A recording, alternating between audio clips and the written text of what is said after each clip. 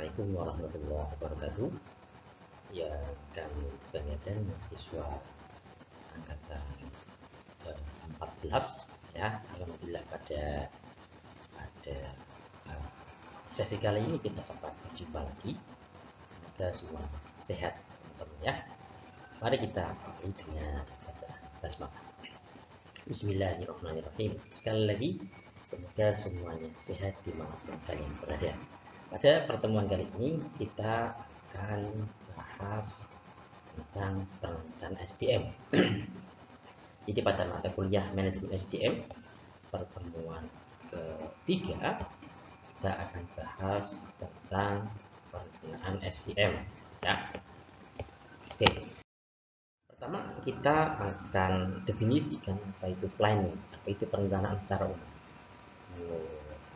Harold Kohns dan Sylvia O'Donnell yang mengatakan bahwa planning is the function of management which involves the selection from alternatives of objectives, policies, procedures, and programs. Ya, jadi yang namanya perencanaan adalah fungsi daripada manajer yang meliputi seleksi atau pemilihan dari beberapa alternatif terkait sasaran atau tujuan, kemudian kebijakan, prosedur, dan program-program kegiatan.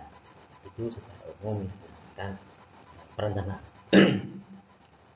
Nah, terkait perencanaan SDM tentu para ahli punya definisi sendiri.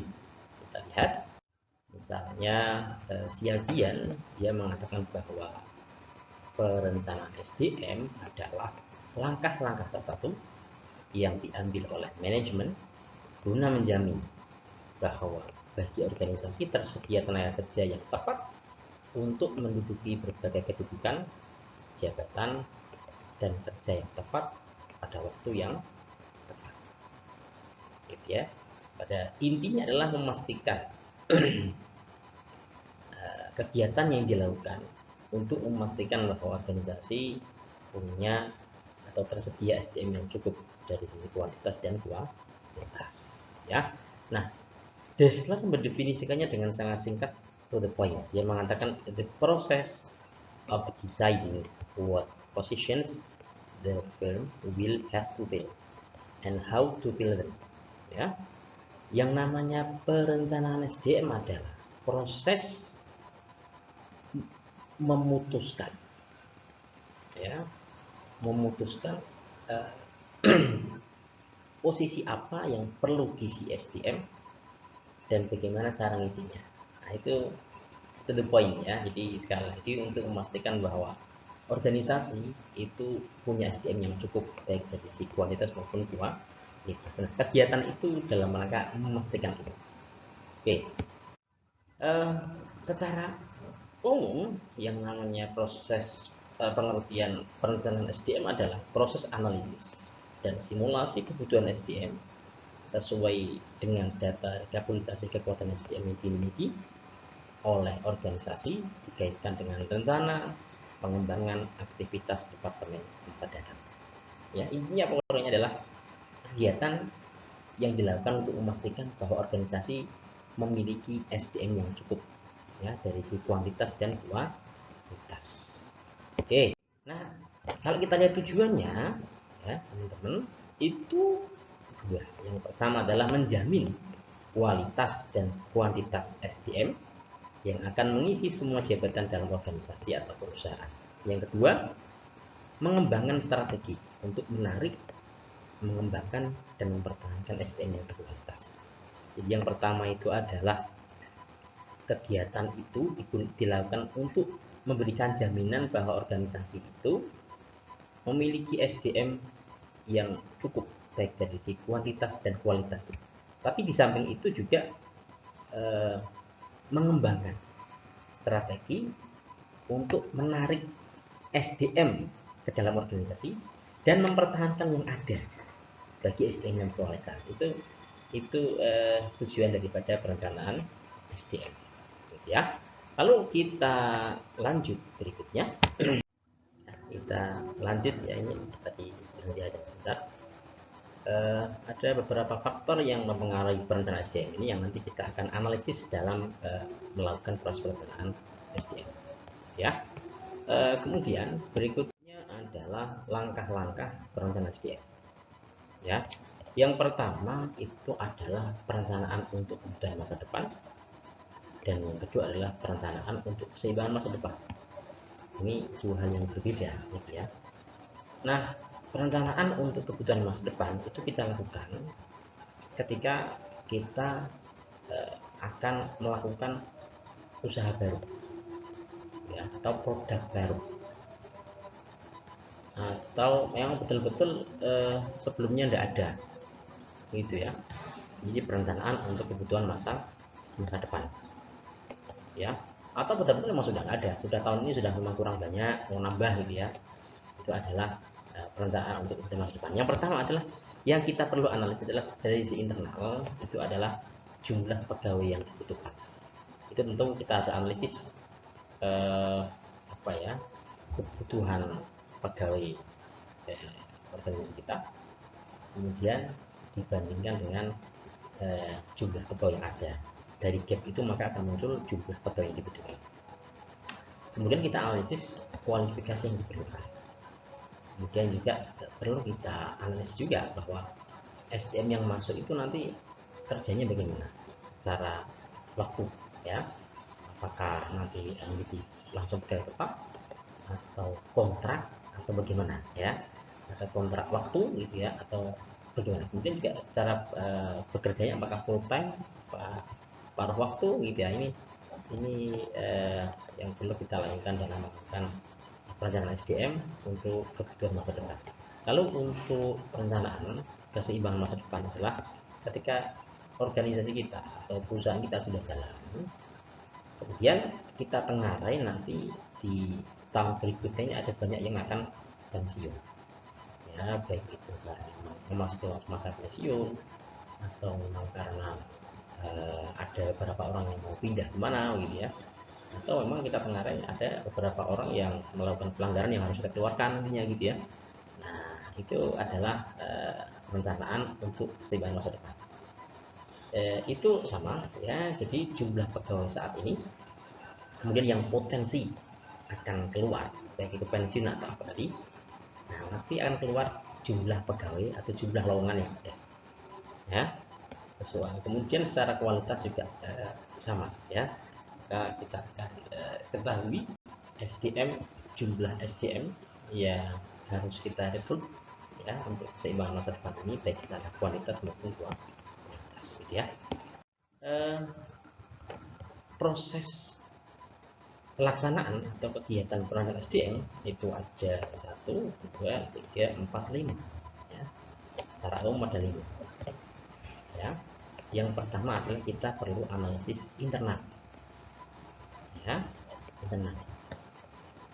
Itu perlu kita analisis eksternal dan internal, ya. Eksternal kita sudah lihat tadi, ya, beberapa kebijakan politik, kemudian apa namanya, ekonomi, kondisi ekonomi, ya, perkembangan teknologi dan sebagainya. Itu perlu kita analisis pasar tenaga kerja, gitu ya.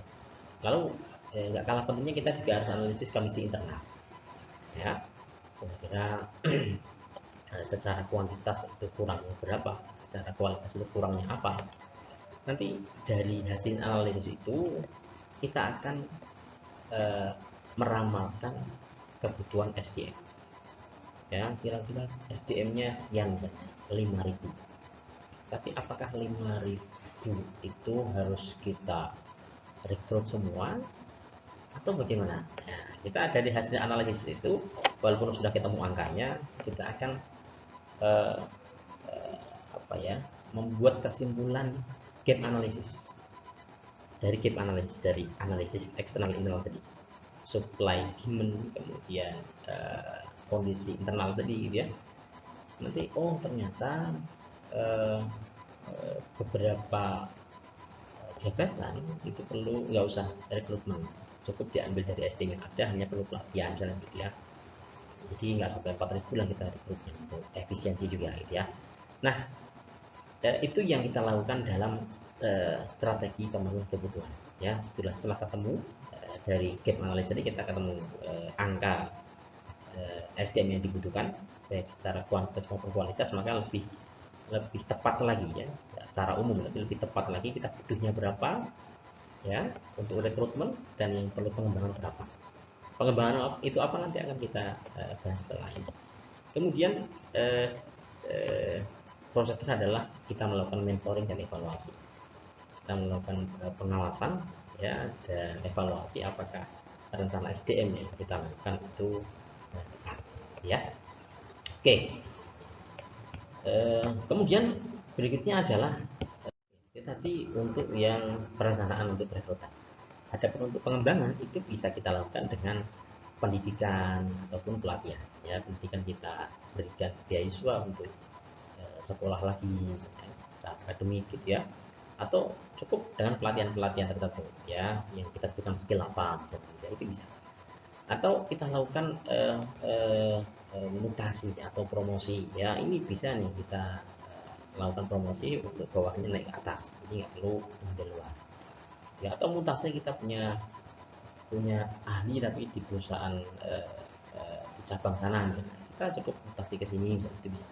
Kemudian juga pengisian bagian-bagian yang memerlukan tenaga ahli dan berpengalaman, itu tinggal kita lakukan mutasi atau promosi gitu ya.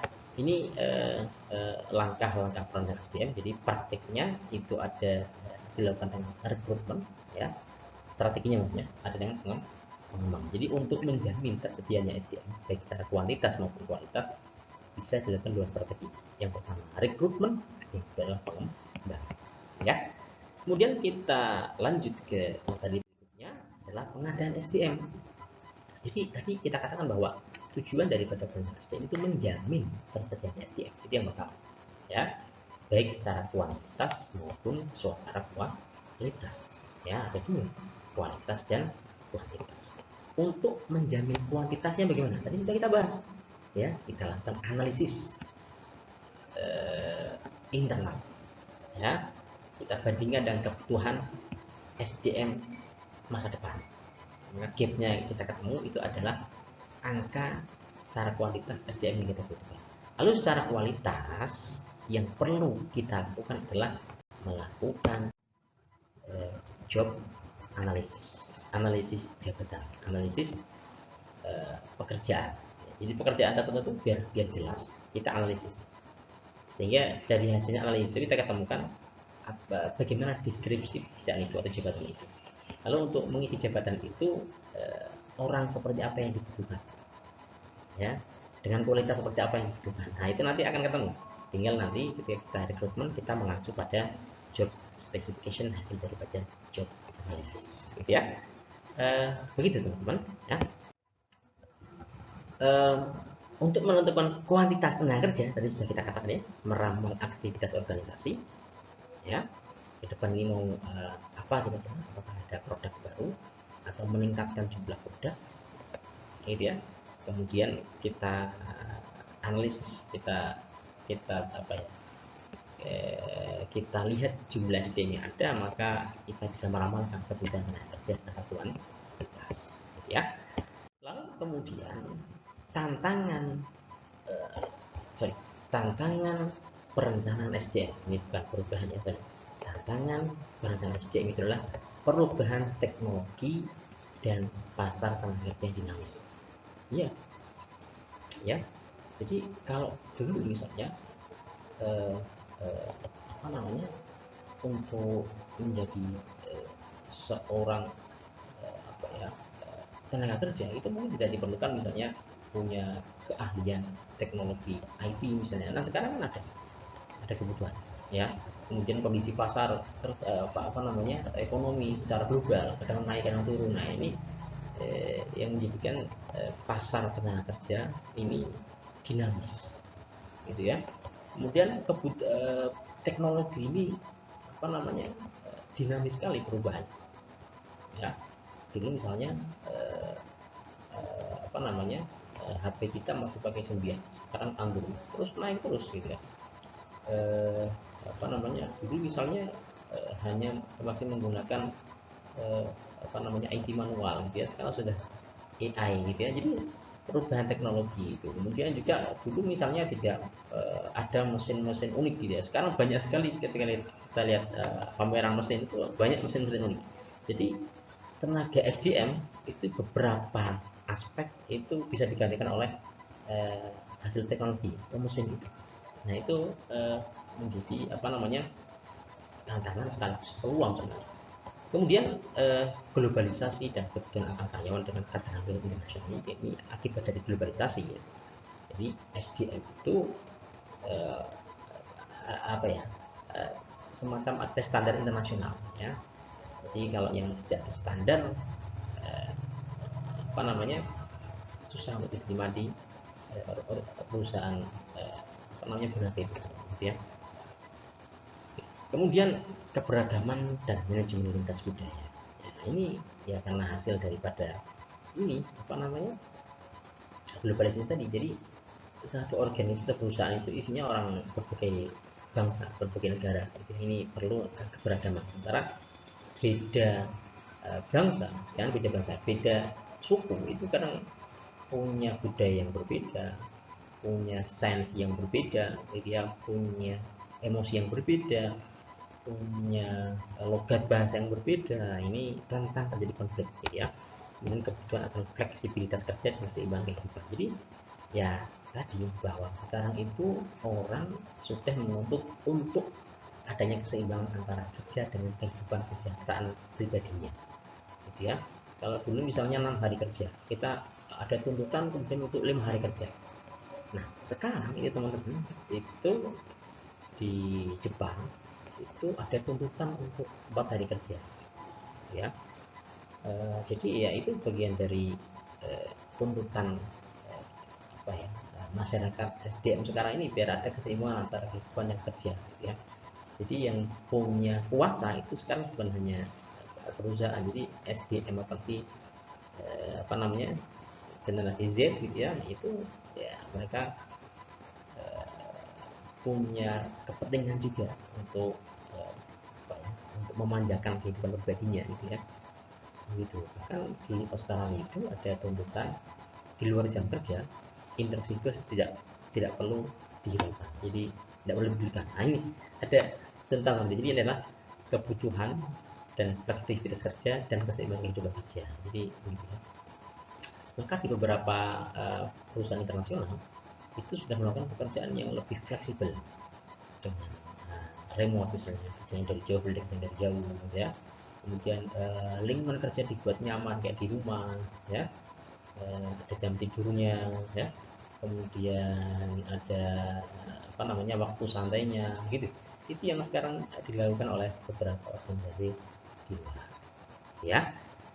Misalnya itu Google itu kan ya. Jadi SDM itu dibuat santai di rumah sendiri, jadi ada jam tidur siangnya juga, misalnya istirahat lah gitu, istirahat, ada kafe di dalam, jadi dibuat santai gitu ya. Jadi ini adalah tuntutan untuk keseimbangan kehidupan kerja begitu teman-teman. Semoga bermanfaat untuk kita semua dan sama-sama.